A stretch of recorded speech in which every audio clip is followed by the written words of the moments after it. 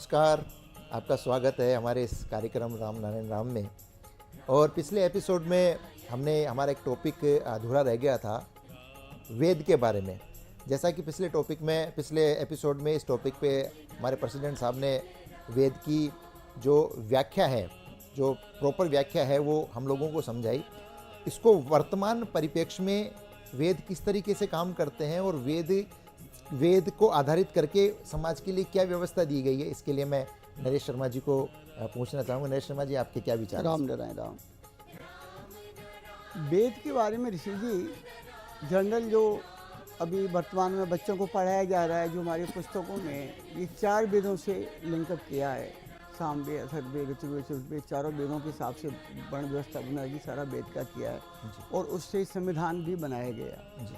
लेकिन हम जो बात कर रहे हैं महागुरु बाल ब्रह्मचारी जी के अनुसार वेद क्या है, अपनी चर्चा उसकी कर रहे हैं जी। बिल्कुल। तो इसलिए अपन दोनों को डिफेंड करना जरूरी है। बहुत जरूरी है। वर्तमान वेद जिस तरह से है और ये प्राकृतिक वेद हैं जो बाल ब्रह्मचारी का ज्ञान दिया है वेद का, वो मैन मेड वेद नहीं है, वो प्रकृति के बनाए नियम के वेद हैं। प्रकृति वेद है, प्रकृति वेद है। प्रकृति वेद है, उसमें सबको अधिकार दिया अपना अपना। हाथी को अधिकार है, वो मांस ही खाएगा, फल नहीं खा सकता है। हाँ, सबकी व्यवस्था अपने आप दे रखी है, सब चल रहा है, वो नेचुरल है, वो चल रहा है जी। तो बाल ब्रह्मचारी जी प्राकृतिक वेद के बारे में बताया गया और जो हम वेद विचार करते हैं, हम ये जो ऋषि मुनियों के मैन मेड इसका वेद का प्रचार नहीं करते हैं जी। हम तो ठीक है, इससे इन वेदों से समाज चलाता है, संविधान बना है, संविधान में अमेंडमेंट होते हैं, चर्चाएं होती हैं। ये जो चारों समाज को व्यवस्थित करने के लिए वेद हैं, वो भी जरूरी है समाज को कंट्रोल करने के लिए। पर आज जो अपनी चर्चा है वेद की गुरु तत्व के ऊपर है जी। बाल ब्रह्मचारी जी के अनुसार वेद क्या था, उसका प्रचार हम जगह जगह क्या कर रहे हैं वो समझाना है जी। तो ये तो वेद संविधान से संबंधित हो गए, देश को चला आज जो व्यवस्था चल रही है हिसाब से चल रही है। लेकिन प्रकृति के जो वेद हैं, प्रकृति ने सबको अधिकार दिया है, हर आदमी को उसकी अलग अलग रूपरेखा है जी। हर एक की अपनी आवाज़ है। जो सारे गामा पदनी सा आते हैं, ये ध्वनि निकलती हैं। ये ध्वनि क्या है? ध्वनि का 2 ध्वनि होती हैं, आ ऊ। बच्चा जब बोलता है हुआ बोल के पैदा होता है। ये पूरे ब्रह्मांड में पूरी सब जगह सिर्फ एक ही आवाज़ होती है जी। जब खत्म होता है उनके आवाज़ में जाता है। तो इसके अलग से चाइनी हिंदी बात तो कोई नहीं है। तो ये नेचर के वेद हैं। बताया गया है कि भाई वही बात ले ले वहाँ आती कि समानता का अधिकार है, जियो जीने तो का अधिकार है। हर एक की अपनी अपनी सीमाएं बांधी गई हैं और अपनी सीमा में रहो, सीमा क्रॉस मत करो।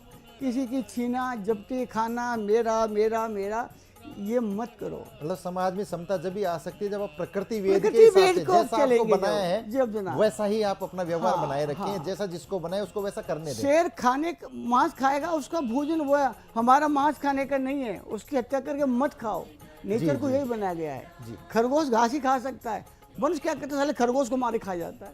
अरे ये प्रकृति के वेद अलाउ नहीं करता है भाई जी।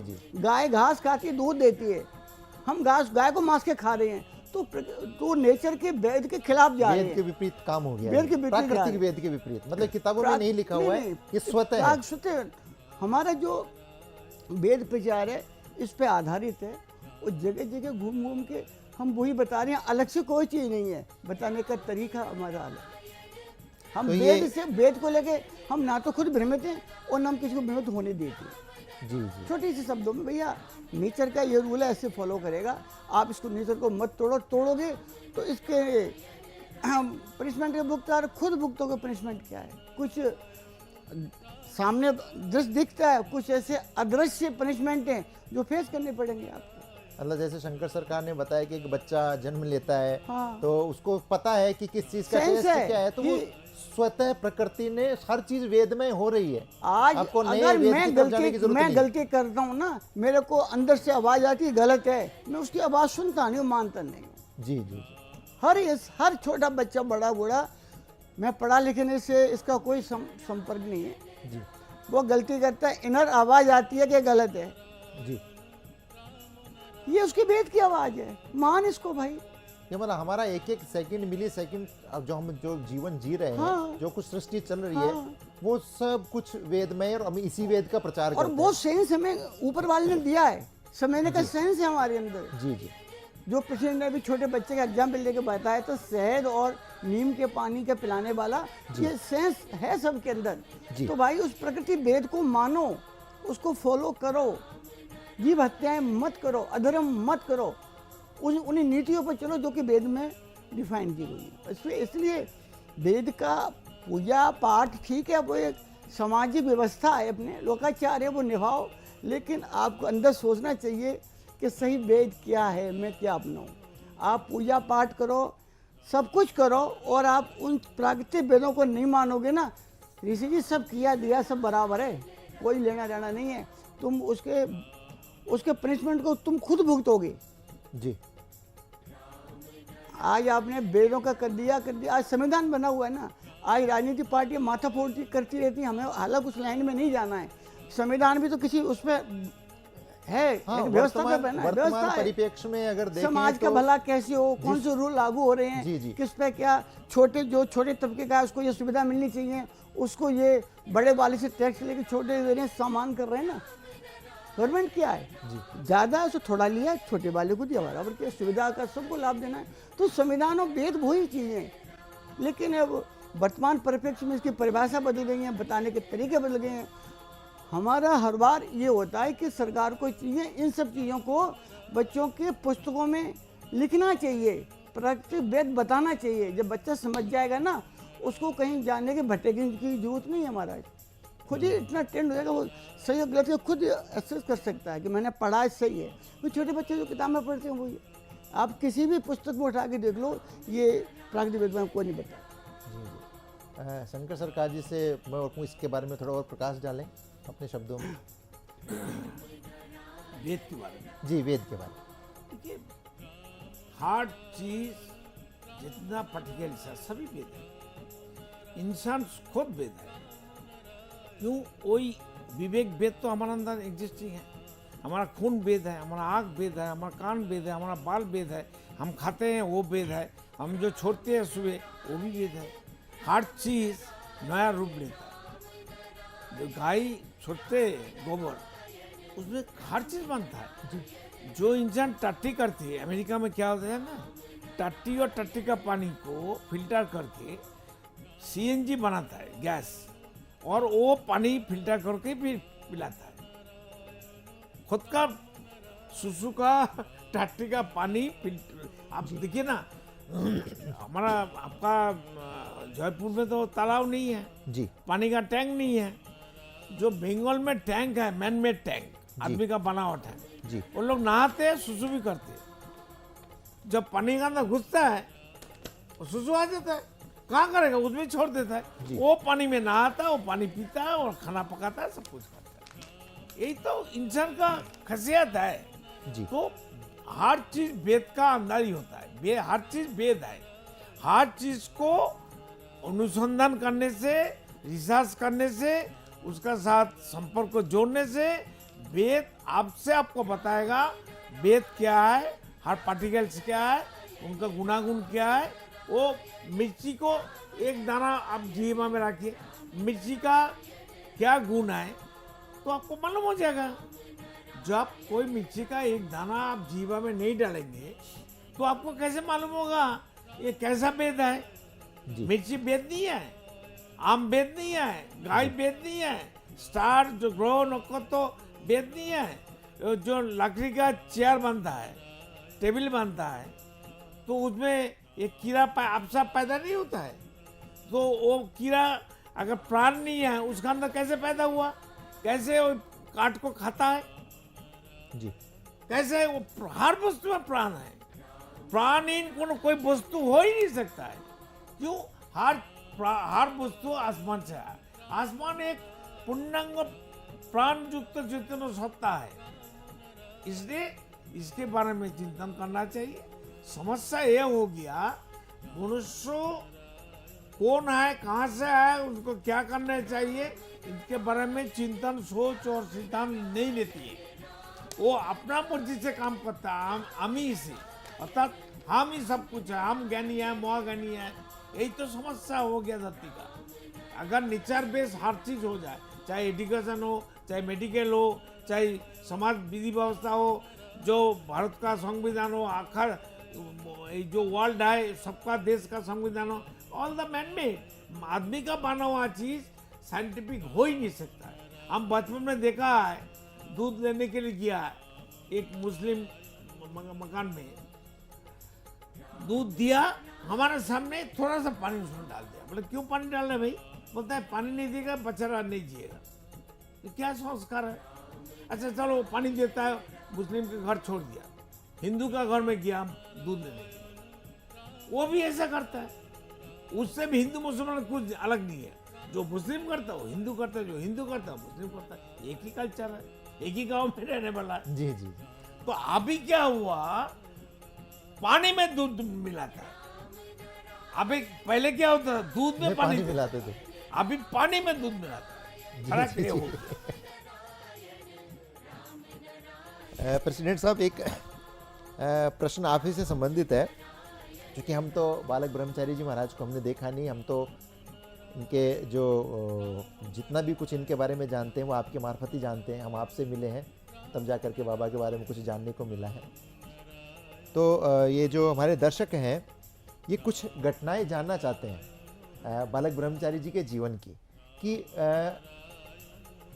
वीरेंद्र चक्रवर्ती जिनका नाम था, पिता माता का दीवान। हाँ, जो नाम आपने जो पूरी व्याख्या करी उनके पूरे जीवन के बारे में बताया, ऐसा उनके जीवन में कौन कौन से चमत्कार हुए? जैसे स्कूल में ऐसा कौन सा चमत्कार किया कि उनको उसी दिन से ठाकुर की उपाधि मिल गई, उनको लोग उनसे दीक्षा लेने लगे? इसके बारे में जानना चाहते हैं, वो घटना आप बताइए दर्शकों को। मेरा महागुरु बालक ब्रह्म जी जब बचपन में, जब पहला उनका 4 साल उम्र था, स्कूल में ले गया पिताजी, चलो स्कूल में जाना है। वो बोलता हम क्या करेंगे स्कूल में जाके? तो नहीं, पढ़ाई करना है। बोले हम तो पढ़ के आए, हमको दोबारा क्यों पढ़ने की जरूरत है? बोले कैसे तुम पढ़ के आए? नहीं पापा, हम पढ़ के आए, हमको सब मालूम है।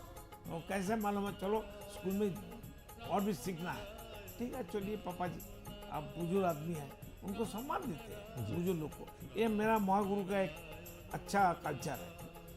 तो स्कूल में गया तो उस टाइम क्या होता है, केला है ना, केला का पत्ता, हाँ उसको वो लिखता था जी, ऐसा यहाँ रख के जा रहा है, पीछे से गाय आके केला पत्ता खा लिया जी। तो स्कूल में जब घुस गया तो महागुरु का पापा बोला तेरा किताब कहाँ है, पत्ता कहाँ है? और क्या करें पापा, पीछे से गुरु तो खा रहा है, हम खाने दिया। बोले क्यों? बोले उसका भूख है, वो क्यों नहीं खाएगा पापा? जी अच्छा तू बेटा है, चल स्कूल में अभी परिचित होना चाहिए मास्टर से, चल जाना तो है। तो मास्टर लोग के पास गया, आओ आओ आओ, बैठाया। तो मास्टर पूछा बोलो तुमको एक चीज बताओ, निधि सुधा का नाम स्पेलिंग बताओ। तो महागुरु छोटा था, 4 साल का उम्र का। तो महागुरु कहते मास्टर जी आपको तो मालूम है, मेरे को क्यों पूछता है? आपको मालूम है आसमान में कितना तारे हैं, ये मेरे को बताओ। मास्टर बोलता अरे क्या कहती है वो? हम पूछता निधि सुधा बनान बताओ, वो बोलता आपको मालूम है, मेरे को क्यों पूछते हैं? आप मेरे को बताइए। महागुरु कहती है मास्टर जी आप मेरे को बताइए आसमान में कितना तारे हैं। जी। तो मास्टर बोलता है क्या कहती है इतना सा 4 साल का बच्चा? जी। फिर हजारों बातों हुआ, सभी मास्टर एक जगह में आ गया, सभी स्टूडेंट सब पीछे खड़ा है, गुरुजी से बातचीत हो रहा है। फिर हेडमास्टर, असिस्टेंट हेडमास्टर, सब मास्टर आके उनका पर हाथ जोड़ के बैठ गया, और तुम सबका गुरु है। तो गुरु का गुरु महागुरु बालक ब्रह्मचारी है। तो महागुरु हमको एक दिन बताया था, मास्टर का मास्टर देखा बेटा, हम मास्टर का मास्टर। जी। ये है इसीलिए उनको जन्म सिद्ध ठाकुर बालक ब्रह्मचारी जी महाराज सब सीख के आया, सब कुछ एग्जिस्टिंग था। जी जी। वो तो ओरिजिन आके गौरंग मोहम्मद का बॉडी में घुस गया। वो तो माँ का खून से बीजों से नहीं जन्म लिया। जी फर्क तो यही है ना, हम जो आम इंसान है, हमारा आने का तरीका अलग है। अब महागुरु जो आया वो तो काया बन के गौरंग मोहम्मद बॉडी में घुस गया, जी जी। रेडीमेड बॉडी में घुस गया। ये हमारा जो इससे पहले के एपिसोड में आपने पूरा महागुरु के बारे में पूरा अपने उनके जीवन के बारे में पूरा परिचय दिया है, और मैं आशा करता हूँ कि जो हमारे दर्शक हैं उनके बारे में बहुत अच्छे से जान पाए होंगे। और अगला जो प्रश्न जो है वो मेरे पास आया है कि आत्मा, परमात्मा और जो ये महात्मा 3 शब्द हैं, तो इनके बारे में कुछ प्रकाश डालिए। तो मैं बताना चाहूँगा इनके बारे में, सिर्फ शब्द की व्याख्या कर रहा हूँ। देखिए, आत्मा बोलते हैं जो एक सिंगल सोल हमारे अंदर, हमारे मनुष्य शरीर में है। जब ये मल्टीपल सोल हो जाती है तो उनको महाआत्मा, थोड़ी सी उसकी डिग्री चेंज हो जाती है, ठीक है। और वो जब अनकाउंटेबल सोल हो जाती है उनको परमात्मा बोलते हैं। तो रीबर्थ, जो जब एक मनुष्य रीबर्थ जब लेता है, तो अगर सिंगल सोल के साथ अगर वो रीबर्थ होता है उसका, तो एक सिंपल मनुष्य की तरह, सिंपल जीव की जैसे व्यवहार करता है। जब वो महात्मा मिल करके, मतलब कुछ मल्टीपल सोल्स मिल करके अगर जन्म लेती हैं, तो वो समाज में कुछ अच्छे आयाम स्थापित करता है। और जब वो सुपीरियर डिग्री जो है परमात्मा की श्रेणी में अनकाउंटेबल सोल्स के साथ, प्रीलोडेड सोल के साथ जब जन्म लेता है, तो वो इस तरीके के जो महागुरु और जो हमारे जो अच्छे अच्छे जो भगवान जिनको हम ये बोलते हैं, हमारे महागुरु, अच्छे अच्छे गुरु हैं, अच्छे अच्छे संत हैं, वो परमात्मा की श्रेणी में जो सृष्टि को कुछ देने के लिए पैदा हुए, सृष्टि में नया आयाम स्थापित करते हैं। तो आत्मा, आत्मा, महात्मा और परमात्मा, ये 3 डिग्रियां होती हैं, बस इनमें और कोई फर्क नहीं है। तो दादा, ये ज़्यादा जो आत्मा, परमात्मा और परमात्मा का कोई ज़्यादा विशेष कोई शाब्दिक अर्थ तो इससे ज़्यादा जहाँ तक मुझे पता है, और इसको खुल के बताने के लिए मैं आपसे पूछना चाहूँगा कि तीनों चीज़ों में किस तरीके से आप आत्मा महात्मा बन सकती है और महात्मा परमात्मा बन सकता है। आत्मा, महात्मा, परमात्मा, जी जी। तो आत्मा एक ही है जी। आत्मा को अलग नहीं कर सकता जी। ये समझाने के लिए ये सब आदमी का एक चिंतन है। अच्छा दादा, मैं आप इसका मतलब ये है कि आत्मा महात्मा, ये इसका चैप्टर भी काफ़ी बड़ा चलने वाला है शायद, क्योंकि आप जिस हिसाब से इसको लेकर के चल रहे हैं, तो ऐसा टाइम लगेगा।